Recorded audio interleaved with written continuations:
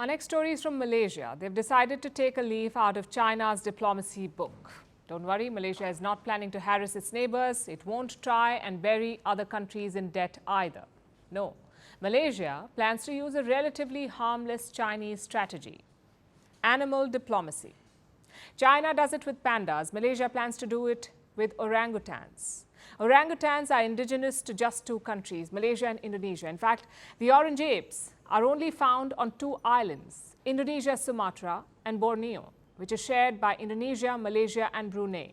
That's it. Just two islands are home to all the world's orangutans. And these apes are endangered. So what does Malaysia plan to do with them? Send them overseas. Yes, Malaysia plans to gift orangutans to foreign nations, the way China does with pandas. Malaysia's Plantation minister is calling this orangutan diplomacy. But there's a major difference between the two countries. China uses panda diplomacy to increase its soft power. The pandas are loaned to nations for a few years, usually to state-of-the-art zoos. Any panda offspring has to be sent back to China. It's all tightly controlled. But Malaysia may not go down this exact route. Their minister is not talking about loans or facilities yet. Instead, he's focusing on something else entirely, and that is palm oil.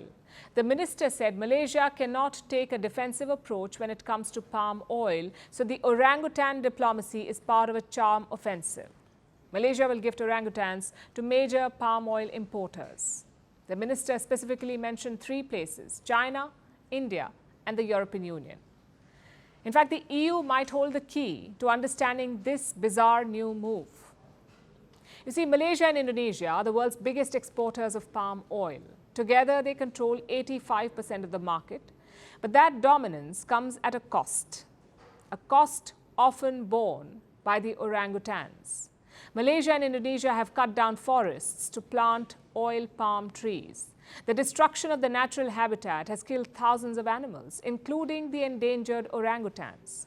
This process has been under the scanner for a while, and last year the EU decided to do something about it. They imposed a new regulation, a deforestation-free regulation. And what does it say? It says EU countries cannot import products that result in deforestation. Any natural products like palm oil must not come from new plantations, nothing from areas deforested after 31st December 2020. These new EU rules come into force by the end of this year, so the bloc may stop buying oil from Malaysia, which is why Kuala Lumpur thought of orangutan diplomacy. It hopes to show the EU that its orangutans are safe and healthy, that they're being conserved. It's not exactly the best plan, though. After all, you're evicting endangered animals, handing them over to foreign nations, and that too the biggest buyers of oil, one of the reasons these animals are endangered in the first place. Perhaps Malaysia needs to rethink its plan. But here's the other side of the story. Malaysia is a developing country. It is trying to protect its business. Deforestation is an unfortunate side effect. Hopefully, Malaysia will find a way towards sustainability. But the last thing it needs is threats and lectures from the EU. Europeans colonized both Malaysia and Indonesia. They set up the first plantations in these countries. The British and the Dutch exploited these islands long before the locals did. And now, after pilfering and pillaging the planet for centuries, the Europeans talk about sustainability. As usual, it reeks of hypocrisy. And in this case, it stinks of opportunism too. Europe has its own sources of edible oil. Olive oil is especially popular. There are numerous plantations all over Spain and Greece and Italy. But olive oil is expensive compared to palm oil at least. So what happens if Malaysian palm oil is banned or exports are severely curtailed? Won't that help Europe's indigenous oil industry?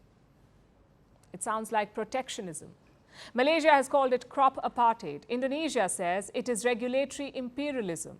Malaysia is appealing the EU rules at the World Trade Organization, but so far it has seen limited success. So orangutan diplomacy is Malaysia's latest tactic, a last-ditch move to protect its trade. It may not be the best idea, but it proves that Malaysia won't quit until it exhausts all options. Firstpost reports from the world's second largest continent. Hello, I'm Alison Lagrange. A very warm welcome from Durban, South Africa. We get you the news and the newsmakers from Africa. South Africa goes to the polls on the 29th of May. I will track the election and bring you ground reports. Is it the end of the road for the African National Congress? And will former President Jacob Zuma stage a dramatic comeback? From elections to climate change, to innovations and opportunities. As the world's attention shifts, we report from Africa, the heart of the global south.